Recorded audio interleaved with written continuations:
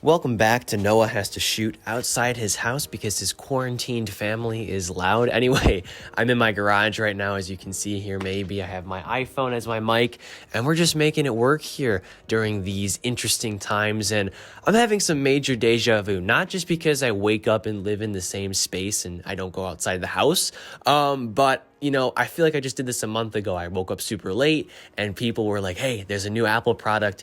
You got to go check it out. And today, that product was or is the iPhone SE2, the second generation, and Apple just calls it the new iPhone SE. But the thing is, nothing is necessarily new about the components in this phone. It's sort of a Frankenstein iPhone, just like the iPhone SE1 was back in 2016. But what is new is the combination of these components and, of course, the $399 price point. And for that price, you're getting quite a lot. Number one, you're getting a 12 megapixel shooter that is very similar to the one found in the iPhone 11. It's not quite the same. I think it's lacking some like focus pixels or whatever, but the aperture is the same, the resolution is the same, and of course, you're going to get similar image processing from Apple, which is super important. That does make, you know, camera hardware work to the best of its ability. If you know anything about OnePlus, for example, they might have great hardware, but they're still tweaking their software, and of course, Apple is really the king, or one of the kings of, you know, image processing in regard to images and video. And speaking of video, that 12 megapixel camera is also capable of shooting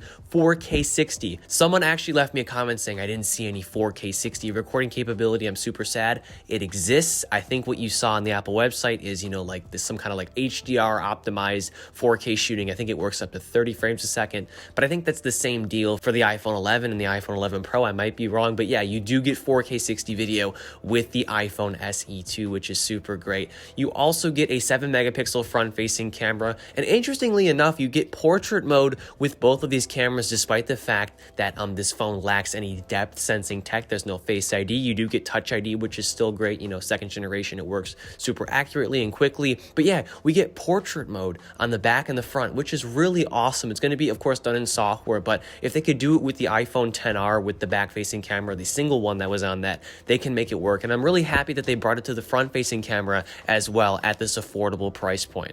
Base storage.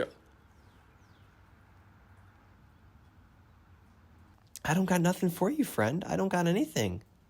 There's a squirrel right here. If I get bit, I swear to God, I swear. Dude, you gotta leave. You gotta go, bro. You got to go. We also have 64 gigs. F me, go away. Okay, this is not happening. Get the out. Get out. Get out. Nah. No. Off. Okay, I just had to scare a squirrel away. If it comes back to eat me or to kill me, you'll see that, and I'll be like, ah! Anyway, there's also 64 gigs of base storage, which is just enough for photos and apps and stuff like that. I'm really happy that Apple didn't pull a 32 gig, you know, shtick, so that's really great. And of course, if you want to pay more, you can get a 128 gig variant, and of course, a 256, I can never say that. 256 gigabyte variant as well if you want to take a lot of photos and videos, or if you want to have a lot of downloaded media on your device like movies or music or whatever.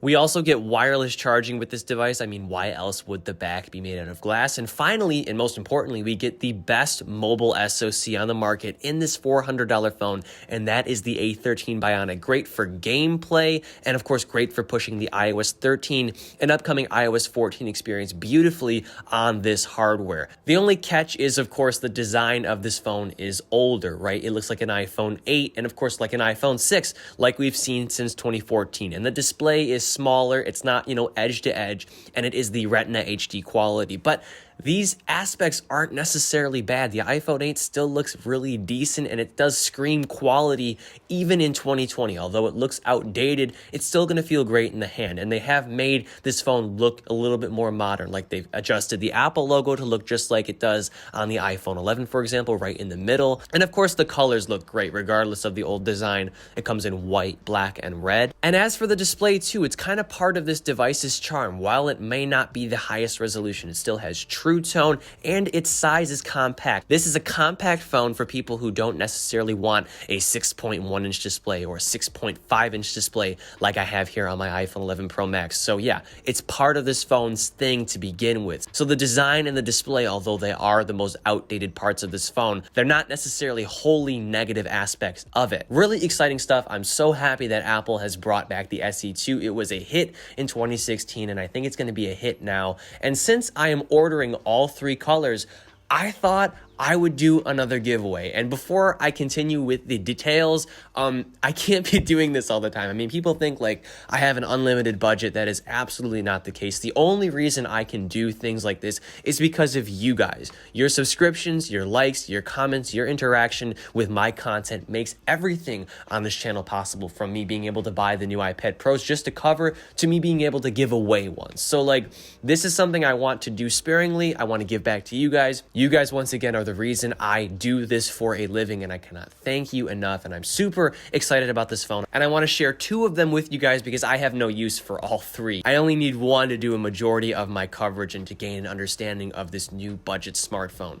So of course, like last time, if you were involved in my iPad Pro giveaway, all you have to do is leave a like on this video, share it with somebody that you think will enjoy it, and subscribe to the channel. Be sure to click the bell icon and enable all notifications. And finally, leave me a comment on this video or any video where I specifically mention this giveaway, listing 3 reasons why iPhone SE2 is super exciting for your own individual usage case. And just some tips for people entering. Number 1, once again, you can only enter once per video where I specifically mention this giveaway, and spamming comments won't help your case. And any other giveaway oriented comments on other videos that aren't about the giveaway, or like Instagram messages and emails, they're just not going to help your case because I randomly choose the winner anyway, and I also disable like the selection of duplicates. So yeah, make the most of your 1 or 2 entries and just focus on writing me a really awesome comment. And that about wraps things up here. I hope this video was helpful. I'm super excited to cover this amazing budget phone, and I'm super excited for the 2 lucky viewers who will win 2 of these amazing devices. And of course, you guys make this possible.